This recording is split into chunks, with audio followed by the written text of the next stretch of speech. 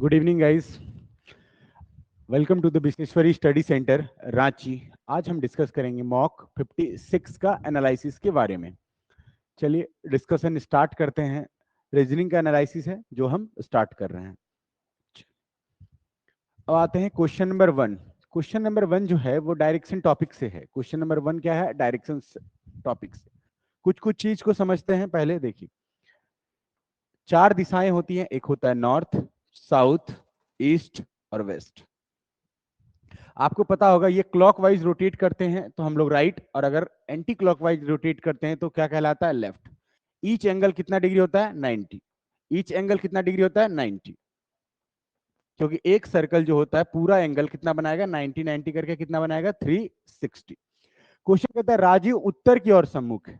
एक डायरेक्शन खींच लेते हैं। राजीव है, मान लीजिए ये कहां सम्मुख है? उत्तर की ओर सम्मुख है। उसके बाद बोल रहा है कि उत्तर की ओर सम्मुख है, वो 90 डिग्री क्लॉकवाइज रोटेट करता है और 2 किलोमीटर सीधा चल जाता है। अगर नॉर्थ में हम 90 डिग्री रोटेट करते हैं तो हम कहां पहुंच जाते हैं? ईस्ट में। और ईस्ट में कितना किलोमीटर चलता है? 2 किलोमीटर सीधा चलता है। कितने किलोमीटर चलता है? 2 किलोमीटर सीधा चलता है। नेक्स्ट क्या पूछता है? फिर वह 270 डिग्री रोटेट करता है राइट में। अगर हम मान लीजिए ईस्ट में खड़ा है, यहां से 270 कितना होगा? 90। 90 180 और 90 270, यानी किस दिशा में चल जाएगा? नॉर्थ में।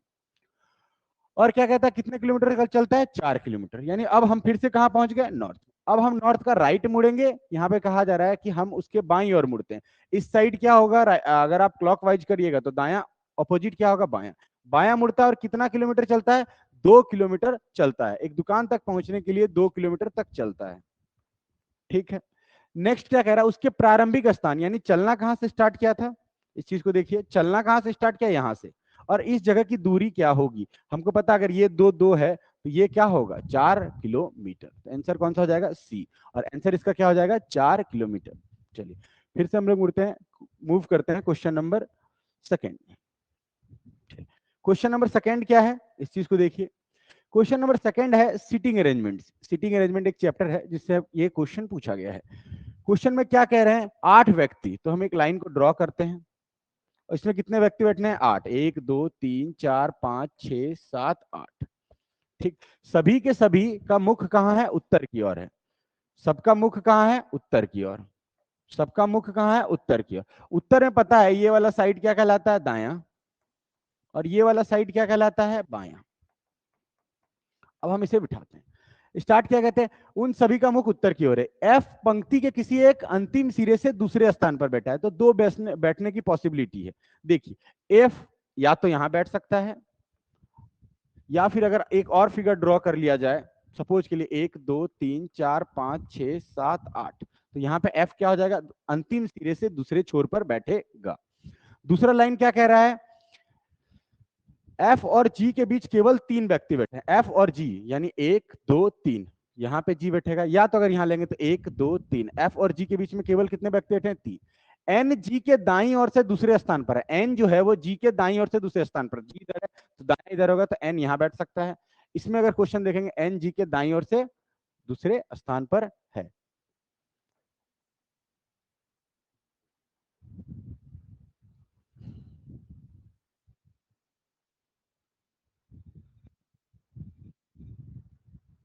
एन जी के दाईं से दूसरे स्थान पर है, कोई दिक्कत नहीं है। नेक्स्ट नेक्स्ट क्वेश्चन क्या कहता है? एन के दाईं ओर जितने व्यक्ति बैठे हैं उतने ही ओ के बाईं ओर हैं। तो एन के दाईं ओर कोई नहीं बैठा तो इधर भी ओ बैठेगा, ओ के बाईं ओर कोई नहीं बैठेगा।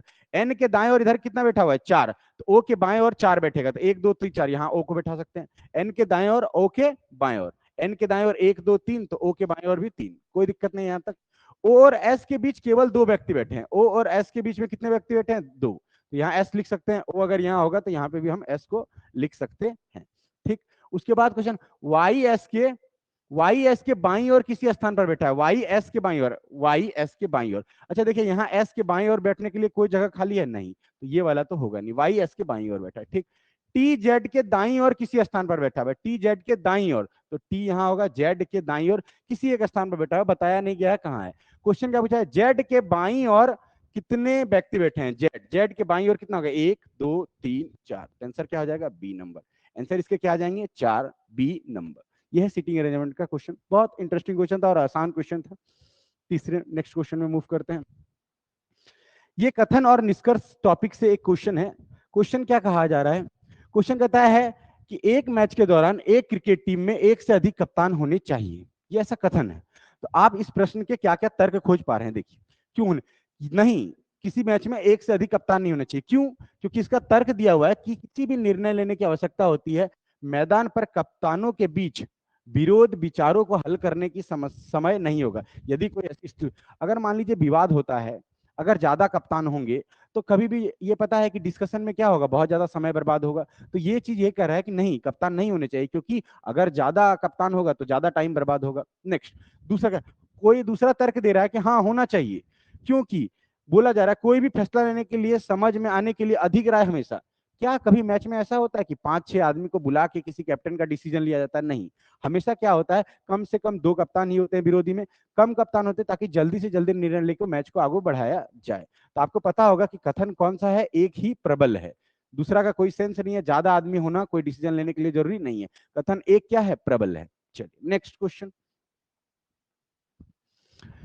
नेक्स्ट क्वेश्चन बहुत ही इंटरेस्टिंग क्वेश्चन है और आसान क्वेश्चन है, कोई भी इस क्वेश्चन में कोई भी जान नहीं है। देखिए, इस क्वेश्चन को देखिए, सॉल्व करने के अनेकों तरीके हो सकते हैं। हम डायरेक्टली देख रहे हैं, जे के बाद क्या किया, एल, एल के बाद एक लेटर छोड़ा एम, फिर लिखा एन, एन के बाद क्या 2 लेटर छोड़ा ओ पी क्यू, क्यू के बाद देखिए आर एस टी 3 लेटर छोड़ा यू, यू के बाद हम क्या छोड़ेंगे, भी डब्ल्यू एक्स वाई। तो हम स्टार्ट किससे करेंगे, जेड से, जेड से तो सारा सेंटेंस स्टार्ट है। अब इसको देखिए, डब्ल्यू के बाद क्या लिखे, डब्ल्यू एक्स वाई, एक लेटर छोड़ा, वाई के बाद जेड ए 2 लेटर छोड़ा, डायरेक्टली डब्ल्यू के बाद एक्स 1 लेटर छोड़ा, फिर 2 लेटर छोड़ा वाई के बाद जेड ए, फिर बी के बाद सी डी ई, क्या लिखा गया एफ, फिर जी एच आई जे 4 छोड़ा, के बाद हम छोड़ेंगे L M N O P 5 छोड़ेंगे, क्या लिखेंगे क्यू, क्या लिखेंगे क्यू, क्या लिखेंगे क्यू। तो जेड क्यू क्यू, और फिर नेक्स्ट यही पैटर्न को दोहराइएगा तो आंसर क्या आ जाएगा, D, Z Q Q N. क्या आएगा answer, Z Q Q N. चलिए नेक्स्ट क्वेश्चन, यही पैटर्न है, एक एक लेटर को छोड़ते जा रहा है, एक एक लेटर को बढ़ते जा रहा है। चलिए नेक्स्ट क्वेश्चन 7 में आते हैं। नेक्स्ट क्वेश्चन क्या है, सभी, ये एक सिलॉग का क्वेश्चन है, एक क्वेश्चन है, सभी समचतुर्भुज स्पर्श रेखा है, सभी समचतुर्भुज, सभी समचतुर्भुज, सभी चतुर्भुज, जितने की जितने सारे समचतुर्भुज हैं स्पर्श रेखा है, स्पर्श रेखा। दूसरा कहता है सभी जीवाएं स्पर्श रेखा है, सारा का सारा जीवा भी किसके अंदर होगा, स्पर्श रेखा के अंदर ही होगा। यह है कथन। निष्कर्ष क्या कहते हैं, कुछ समचतुर्भुज के जीवा होने की संभावना है, कुछ समचतुर्भुज के जीवा होने, ठीक है, कोई समचतुर्भुज जीवा हो जाएगा, उससे कोई फर्क नहीं पड़ेगा, क्योंकि रोकने वाला नहीं है, समचतुर्भुज जीवा में जा सकता है, तो ये सही है। दूसरा, कुछ स्पर्श रेखाएं समचतुर्भुज है, कुछ स्पर्श रेखा और जीवा में कोई कॉमन दिख रहा है, इसके अगर सर्कल के अंदर है तो आपको पता होगा कि ये भी चीज क्या होगा, कॉमन होगा। तो आंसर क्या हो जाएगा, 1 और 2, दोनों कथन क्या है, सही है। निष्कर्ष 1 और 2 दोनों अनुसरण करते हैं। आंसर क्या हो जाएगा, 5 का सी। चलिए नेक्स्ट क्वेश्चन की ओर मूव करते हैं। नेक्स्ट क्वेश्चन बहुत ही इंटरेस्टिंग और वेन डायग्राम से है, कुछ भी नहीं है इस क्वेश्चन में। देखिए, कहा जाता है कि ये पूरा एक फिगर है, इसमें कहा रहा है विषम की कुल संख्या क्या है, 10 है।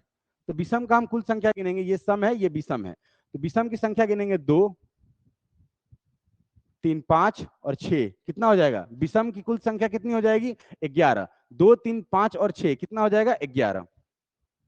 तो ये वाला तो ऑप्शन गलत होगा। दूसरा पढ़िए, वह सम जो अक्षर नहीं है की संख्या 10 है, वह सम जो अक्षर नहीं है, यानी ये वाले तो पार्ट अक्षर वाले तो आएंगे नहीं, वह सम यानी ये सम वाले हैं, अक्षर जो अक्षर नहीं है की संख्या 10 है, ठीक है, 8 + 2 क्या है, ये सम जो अक्षर नहीं है इनकी संख्या क्या है, 10।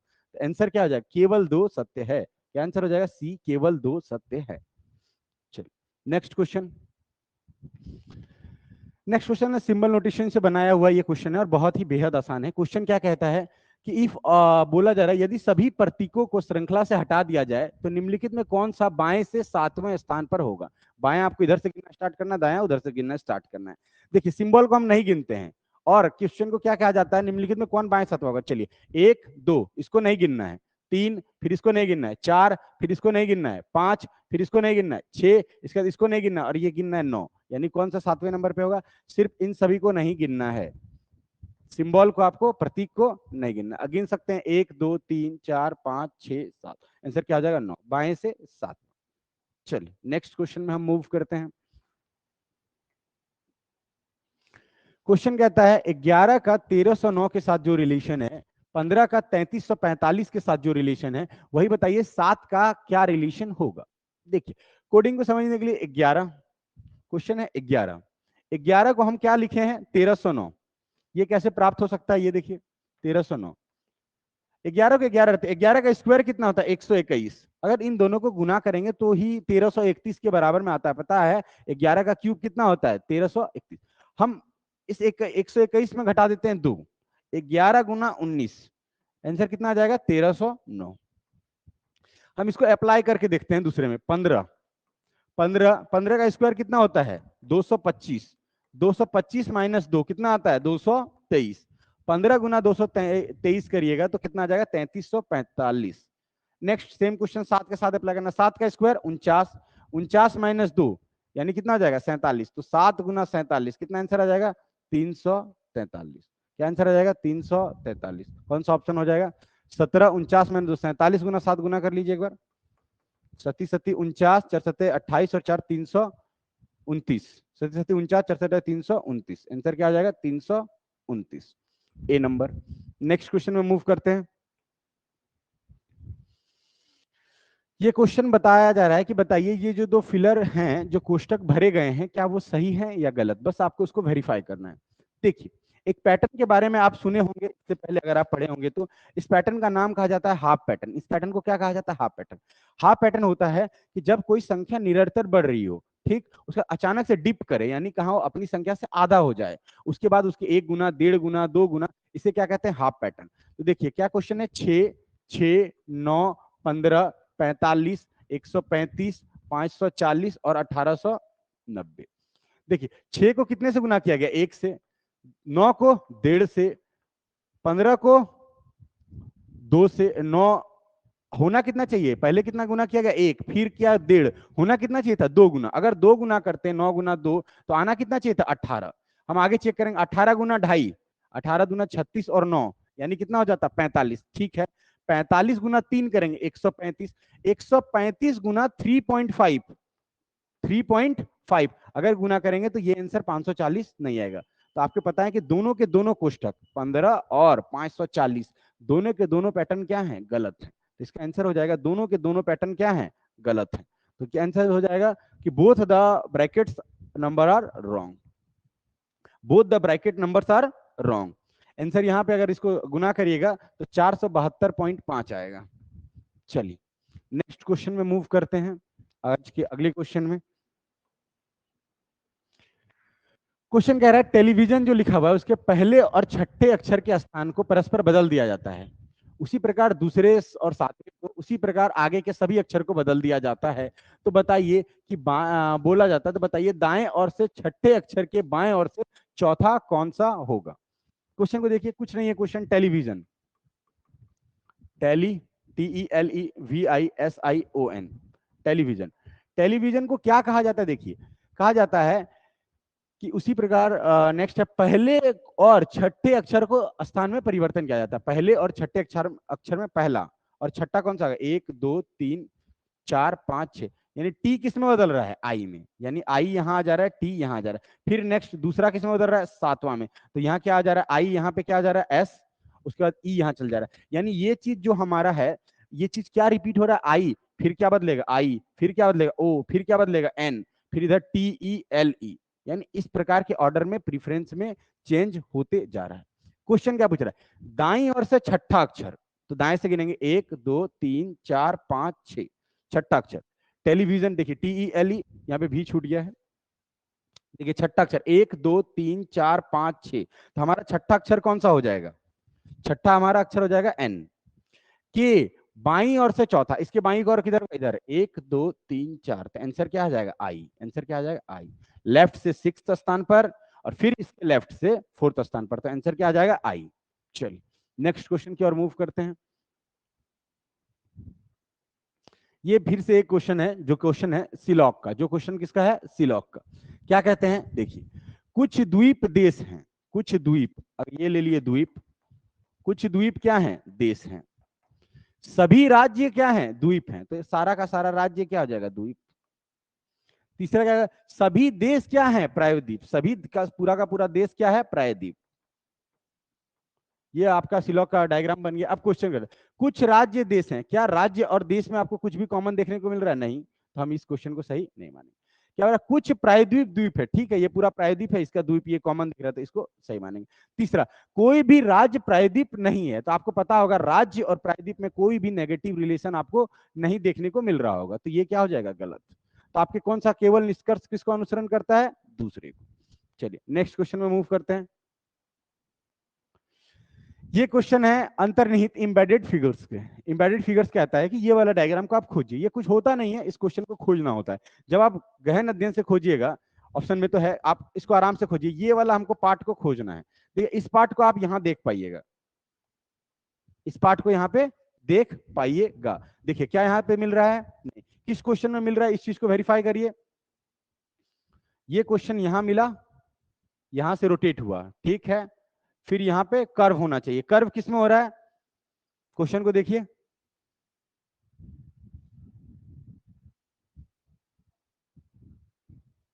इस क्वेश्चन को देखिए, अगर ये यहां से यहां आते हैं, यहां आते हैं, फिर यहां आते हैं,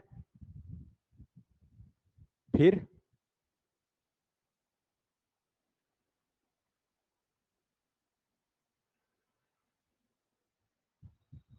क्वेश्चन को खोजिए। ये वाले कहां फिगर आपको मिल रहे होंगे? ये फिगर अगर यहां पे पूरा कंप्लीट कर जाता है, ठीक, उसके बाद ये सिंबल आता है, फिर ये सिंबल आता है, ठीक, फिर ये सिंबल आता है, ठीक, फिर ये सिंबल आता है, यहां तक हो गया, फिर ये सिंबल आता है, फिर ये सिंबल। आप जब खोजिएगा तो आपको देखिए इस ऑप्शन में आपको दिख रहे होंगे। देखिए ये फिगर ऐसे आया, पेन चेंज करके हम आपको दिखा दे रहे हैं। ये फिगर ऐसे आया, फिर यहां तक देखिए एंड करता है, ये भी एंड किया, फिर यहां से अप जाता है, फिर यहां से अप गया, फिर ये वाला फिगर यहां गया, फिर ये वाला फिगर यहां गया, फिर ये आया यहाँ, यहाँ आया, फिर ये देखिए ऊपर, और ऐसे। तो कौन सा फिगर आंसर हो जाएगा? ये वाला, बी नंबर ऑप्शन होगा। यहाँ ऑप्शन गलत लिख दिया गया है, बी। चलिए नेक्स्ट क्वेश्चन में मूव करते हैं। ये क्वेश्चन है डाइस। ये क्वेश्चन क्या है? ओपन डाइस से क्वेश्चन है, जिसमें हमें क्या देखना है? एक दूसरे के विपरीत का चयन करना है। आपको देखिए, जो चीज, जो फलक एक दूसरे से क्या होता है? सटा हुआ होता है, वो कभी भी उसके विपरीत नहीं हो सकते। तो इसके ये सटे हैं, तो इसके विपरीत कौन होंगे? ये। इस क्वेश्चन में देखिए ये सटे हुए हैं, तो इसके विपरीत कौन होंगे? ये। और तीसरा वाला का विपरीत देखिए कौन सा हो जाएगा? ये। ठीक। अब हमें बताना है, क्वेश्चन क्या कहा जाता है? कौन से आकृति को मोड़कर निर्मित की जाती है? कौन सा फिगर बना चाहिए? देखिए दो काला कभी भी विपरीत फलक एक साथ नहीं होंगे। तीसरा, आपको बताया हुआ है दो, आप देखिए एक बिंदु और सादा कभी एक साथ नहीं होंगे। तीसरा, आपको देख रहे हो, अगर आप देख पा रहे होंगे तो आप एक चीज आप देख पा रहे होंगे कि इसमें ब्लैक दोनों फिर से फिगर सेम हो गया, तो ये भी नहीं होगा। तो आंसर कौन सा हो जाएगा? ए। आंसर कौन सा हो जाएगा? ए। नेक्स्ट क्वेश्चन में मूव करते हैं। चलिए नेक्स्ट क्वेश्चन क्या कहता है? बोल रहा है कि जिस प्रकार से इस पैटर्न को लिखा गया है उस तरह पहले वर्ड में क्या आएगा? तो देखिए हमारे पास तो आगे से जाने का कुछ नहीं है, तो हम किसी दो को कंपेयर करके देख लेते हैं। हम लास्ट के दो को कंपेयर करके देखते हैं कैसे लिखा जा रहा है। HETCA कैसे लिखा गया होगा? इसके अकॉर्डिंग लिखा गया होगा, ये अकॉर्डिंग TCAEH। HETCA को कैसे इससे लिखा गया? तो बताइए कैसे लिखा गया? देखिए क्या लिखा गया? TCAEH कैसे लिखा गया? देखिए H यहां गया, E यहां आया, उसके बाद देखिए आप देख रहे होंगे ए यहां आया, सी यहां आया, टी यहां आया। ये पैटर्न है आपका। उसी प्रकार हमको लिखना है HCTEA। तो सबसे पहले हमें पता है कि ये क्या होगा? ये जो दोनों लेटर हैं ये लास्ट में जाएंगे। एच कहां आएगा? यहाँ। सी कहां आएगा? अब जब देख रहे होंगे दूसरा क्या हो रहा है, ये एकदम लास्ट में जा रहा है, सी यहाँ आ रहा है, ठीक। और उसके बाद तीनों जो पैटर्न है वो रिवर्स हो रहे हैं। टी यहाँ आ जाएगा, ई यहाँ आ जाएगा, ए यहाँ आ जाएगा। तो हमारा आंसर क्या बनेगा? टीच। हमारा आंसर क्या बनेगा? टीच। कौन सा आंसर हो जाएगा? 14 का A. Next question 15 number. 15 number coding का ब्लड रिलेशन है, कोडेड ब्लड रिलेशन का क्वेश्चन है। देखिए क्वेश्चन को हम कैसे बना सकते हैं, ये देखिए पूरा K परसेंटेज L, ये एक पूरी कहानी है। हम पीछे से स्टार्ट करते हैं, अधिकतर हम बनाने में क्या करते हैं? पीछे से स्टार्ट करते हैं। एट द रेट का मतलब क्या हुआ? एट द रेट का मतलब है बहन, यानी J जो है वो H की क्या है? बहन। तो J जो है वो H की क्या है? बहन। बहन को हम नॉर्मली एक जनरेशन को एक ही साथ रखते हैं। दूसरा हैच, हैच क्या कहता है? देखिए हैच को खोजिए, हैच आपको देखने को मिलेगा KHL, मतलब हैच क्या है? माता है किसकी? यानी आपको पता होगा वाई जो माता है किसकी माता है? जे की। लिख लिए। नेक्स्ट क्वेश्चन में देखिए $MY, डॉलर, डॉलर का अर्थ क्या है? पति, यानी M जो है वाई का क्या है? पति। पति पत्नी हो गई तो शादी करा दिए, गोल घेरे में बंद कर दिए। अब देखिए हैच, अभी हम पढ़े हैच का मतलब क्या होता है, माता, यानी एम यहां तक हो गया था, टी जो है वो एम की क्या है, माता, कोई दिक्कत नहीं है। चलिए next, P percentage T, percentage का अर्थ है भाई, यानी पी जो है वो टी का क्या होगा, भाई। Next, at the rate, at the rate का मतलब क्या होता है, बहन, यानी एक्स जो है वो पी की क्या है, बहन।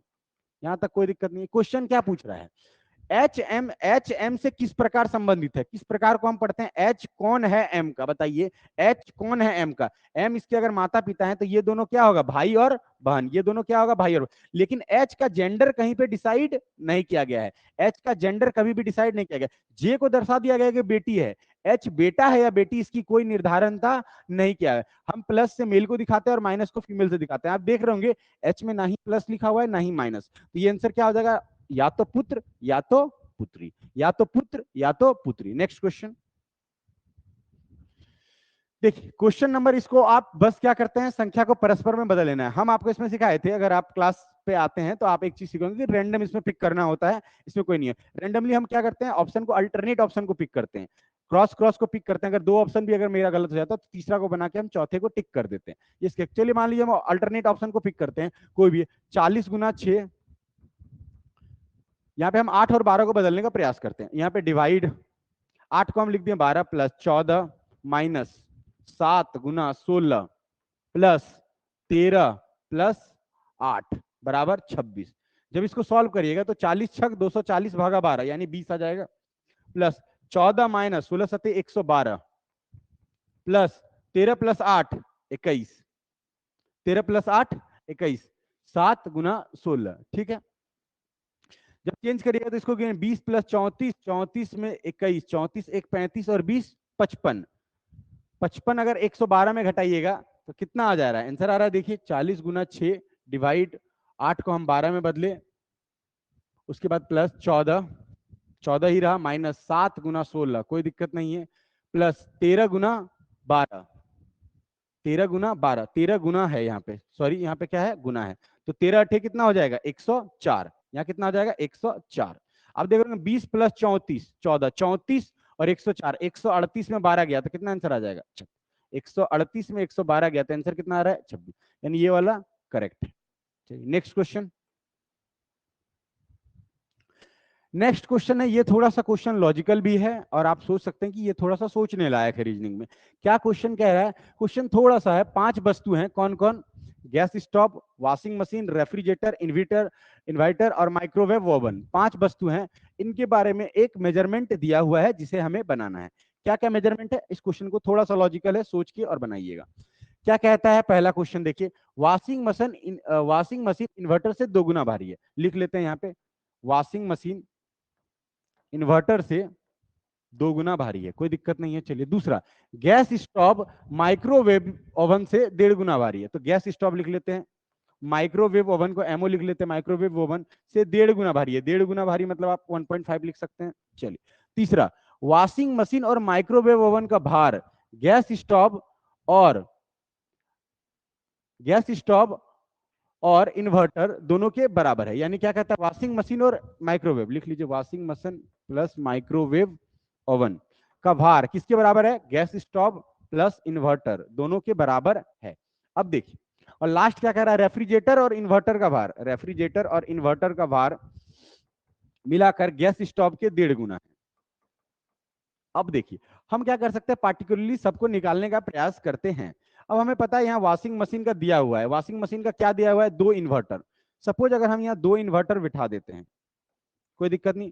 अगर हमें पता है जीएस का भी वैल्यू दिया हुआ है, एमओ यानी माइक्रोवेव ओवन गुना 1.5 प्लस इन्वर्टर, तो इन्वर्टर था ही, यहाँ पे एमओ था, एक डिजिट में आ गया। अब देखिए क्या निकल रहा है, 2 इन्वर्टर में अगर एक इन्वर्टर घट जाएगा तो इधर आ जाएगा एक इन्वर्टर, 1.5 एमओ में अगर आपका एक एमओ चले जाएगा तो कितना बचेगा 0.5 यानी 1/2 एमओ।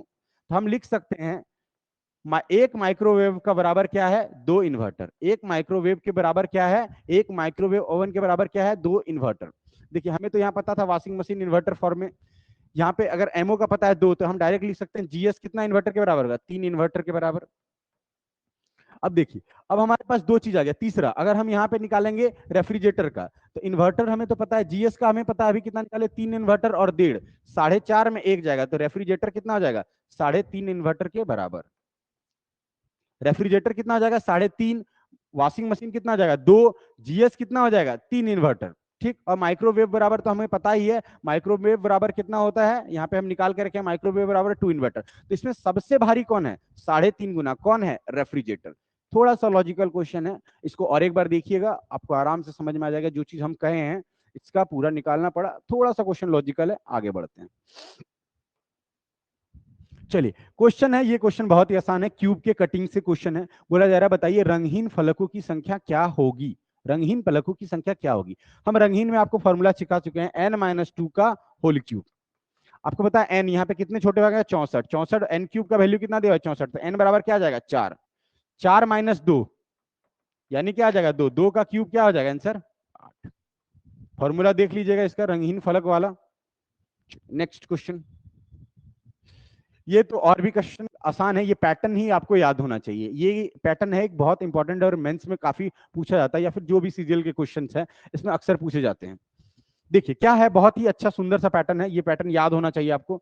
देखिए 3 को हम एक तरह से लिख सकते हैं, 1, 1 का स्क्वायर प्लस 1 का क्यूब, तीनों का जोड़ क्या आएगा, 1, 1, 1, 3, 2, 2 + 2 का स्क्वायर प्लस 2 का क्यूब, 2 + 4 6 + 8 14, ठीक, 3 + 3 का स्क्वायर प्लस 3 का क्यूब, 27 + 9 36 + 3 39। जब सारे को चेक करिएगा तो यहाँ पे 41 के बदले में क्या आना चाहिए था, 39। जब 4 का चेक करेंगे, 4 + 4 का स्क्वायर प्लस 4 का क्यूब, 64 + 16 80 और 4 84। देखिए ये सही होगा, 5 में ये सही होगा, 6 में ये सही होगा, 6 6 का स्क्वायर प्लस 6 का क्यूब, सारा सही होगा, आंसर क्या होगा, 39। ये भी फिर से एक सिलॉ का क्वेश्चन रिपीट हुआ है और ये भी बेहद आसान है। देखिए, कुछ अभिनेता नृत्य रचनाकार हैं, कुछ अभिनेता नृत्य रचनाकार हैं, नृत्य ही लिख लेते हैं। सभी नृत्य रचनाकार निर्माता हैं, सभी नृत्य रचनाकार है निर्माता हैं,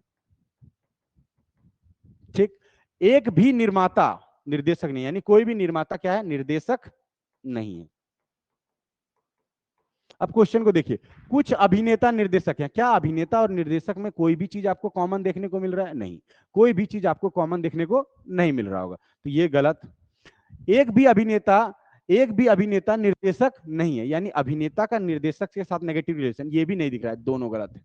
देखिए एक चीज अगर आप पढ़े होंगे कहीं पे, अगर कॉन्सेप्चुअल अगर आपको नॉलेज होगा तो एक चीज को सीख सकते हैं कि अगर दो कथन गलत हो जाते हैं, हाँ, तुम दोनों को निष्कर्ष गलत मानने से पूर्व कुछ चीजों को चेक करते हैं कि सब्जेक्ट और ऑब्जेक्ट सेम होना चाहिए। यहाँ अभिनेता है, यहाँ निर्देशक है, यहाँ अभिनेता है, यहाँ निर्देशक है, ठीक। पहला चीज सब्जेक्ट ऑब्जेक्ट सेम मिला, क्या हम चेक करते हैं, सब्जेक्ट ऑब्जेक्ट सेम सेम है। दूसरा चेक करते हैं, एक सेंटेंस पॉजिटिव होना चाहिए, दूसरा सेंटेंस नेगेटिव। कुछ अभिनेता, ये पॉजिटिव सेंटेंस है, यहाँ पे नहीं लिखा हुआ है नेगेटिव, यानी दूसरा सेंटेंस, एक सेंटेंस पॉजिटिव, दूसरा सेंटेंस क्या मिला, नेगेटिव। तीसरा चीज हम ध्यान देते हैं कि दोनों में कहीं देखिए 3 चीज का हो गया कि दोनों का दोनों सेंटेंस गलत, सब्जेक्ट ऑब्जेक्ट सेम, एक सेंटेंस पॉजिटिव, एक सेंटेंस नेगेटिव। एक में कम से कम एक बार कुछ आना चाहिए, तो एक बार कुछ आया, उसी केस में हम किस चीज का प्रयोग करते हैं, आइदर और का। जब आप कॉन्सेप्चुअल पढ़िएगा तो आपको समझ में आएगा कि आइदर और क्यों लगता है, या तो निष्कर्ष 1 या तो निष्कर्ष 2 का अनुसरण करता है।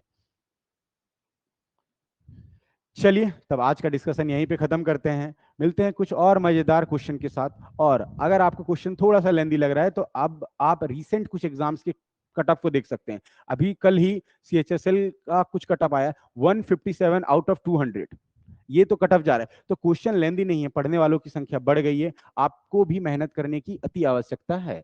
अगर आप मेहनत करिएगा तभी इस भीड़ के जो भीड़ चलते आ रहा है, जो लड़कों का जमावड़ा जो बहुत ज्यादा जमा हो चुका है, उससे अगर आपको पार करना है तो बेशर्त ये चीज है कि आपको मेहनत बढ़ाना होगा और मेहनत को और ऊंचाइयों तक लेके जाना होगा। आप ये मत सोचिए क्वेश्चन, जितना आप अच्छे से प्रैक्टिस करके जाएगा एग्जाम आपके लिए उतना ही बेनिफिशियल होगा, क्योंकि भीड़ की संख्या बहुत ज्यादा है। इसलिए ध्यान दें और अच्छे से तैयारी करें। चलिए, best of luck for your preparation. चलिए बाय।